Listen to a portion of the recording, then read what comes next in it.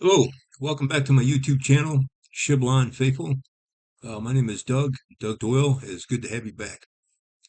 Today is Friday, August the 2nd, 2024. It's late afternoon. It's almost 8 o'clock here in Utah. The sun is still up. I think temperature went up to above 100 or above today for the high. And the last time I posted a video on my channel, Shiblon Faithful, was 15 days ago, July 18th. So it's good to be back. Last one I talked about was covering more than one subject, more than one topic. It was entitled Reach Out to Others on July 18th. But this one, it's going to be a lot shorter than the last one.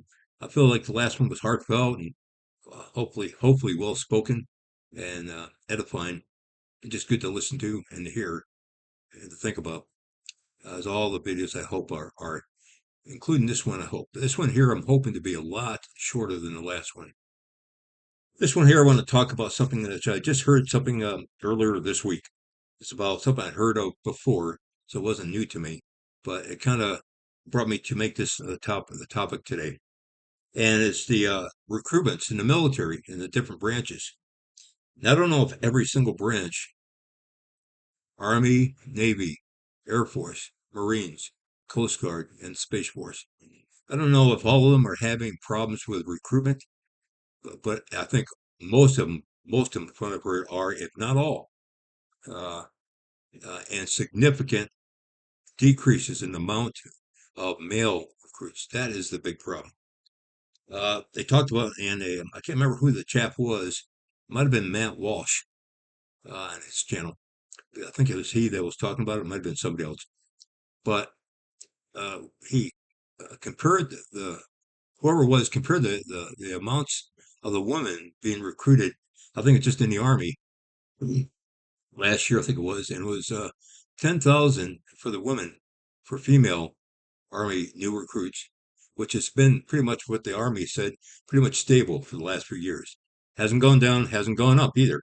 In spite of all the woke advertisements and commercials that the Army has been putting out the last couple of years about trying to get women in the Army.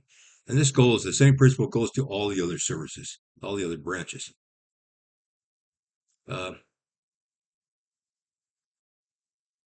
it seems, and that the person I saw, whoever's podcast that was, uh, they referred to the fact that they're reaching out to women, hardly ever, if at all, to men, to young men. They're trying to get women in there, but it's not making any effect because it's just being stable. It's not growing over the years, the recruitment of female recruits. So, based on that, and also you mentioned that the males for the last few, if not several years, have been going down, down, down, down. Fewer recruits. Now, to me, I think it's pretty obvious, and to a lot of people, it's pretty obvious because of the what we've been hearing has been going on, pushed and advocated and forced on through military orders. You follow the orders of your commander, whoever it is, in your chain of command, but throughout and all the way to the very top, to the chiefs of staff, and also Department of Defense leader as well. I can't remember his name right now, but they've been pushing for the last few years, several years, I guess, woke ideology. And it's going, in my mind, let's speak the truth. It's going for the perverse attributes and practices and beliefs of people, and I mean perverse, against the will of God. I'm just tired of pussyfooting about this. I'm not lying, I'm not cursing, I'm not swearing. I'm just saying that that's exactly what's been going on. And they've been pushing and pushing and pushing this stuff. And if you think about it, once again, the amount of women that they're trying to attract, they're trying to greatly increase the numbers, is not working. And the amount of men, it's backfiring for that. So overall, the numbers are going down for each branch. And the men, significantly, it's going down for them. And you think about it, when I joined the service, because I was in the United States Air Force many years ago, many years ago. Now, I'm not afraid to say my age. It was back in the mid 70s that I enlisted. Just going back quite a ways. But back then, uh, Ford was the president, and not too long after that, it was Carter. A couple years after that, it was Carter. Anyway, back my the reason I joined when I was 22, not 18, but 22. I volunteered.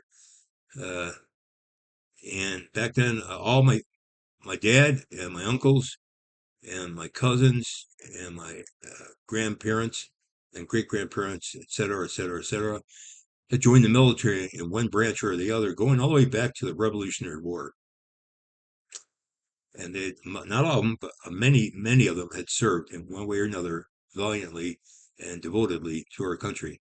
And when I thought about when I was 22, I figured, well, I'm not going to be drafted at that time. They weren't drafted anymore. But I figured before I get much older, I want to show my patriotism and my loyalty to my government, to my country, to the republic, because we are a constitutional republic, the United States of America. And I wanted to join, and so I volunteered. I was in New York State where I lived, Western New York, and I ended up going to I think the headquarters for the recruiting was in Buffalo, so some miles west of me.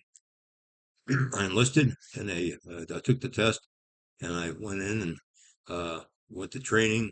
I went all the way through and served, and ended up with an honorable service and honorable discharge.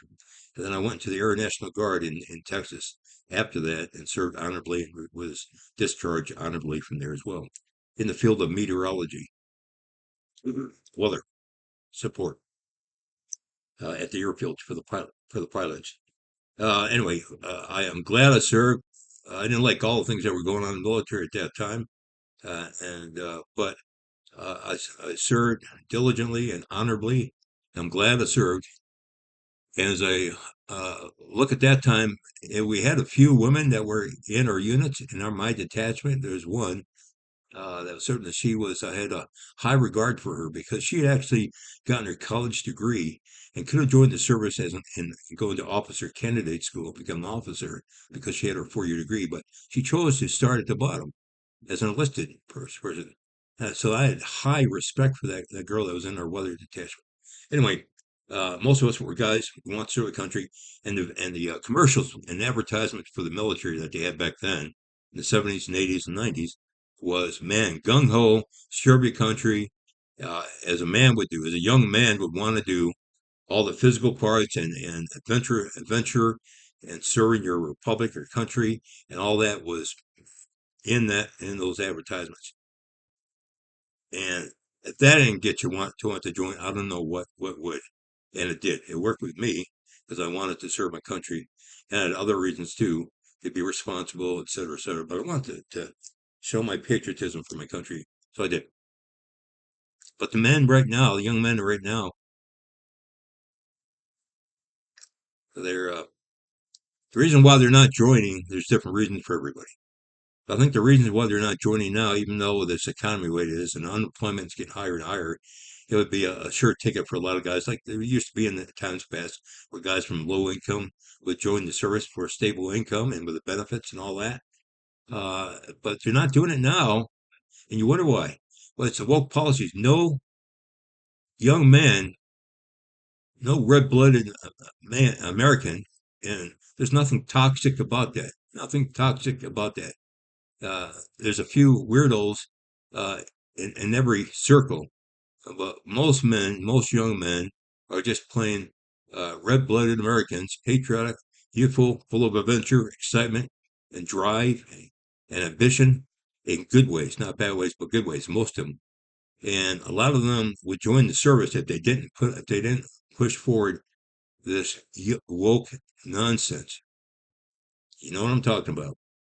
I can go into any more details. We got to get back to that maybe under President Trump. We will, as a 47th president, and I expect we will when he becomes president. I love this country. I love this republic. And I pray that things will turn out for the better. And remember, as Joshua said, be strong and of good courage. May we do so as well.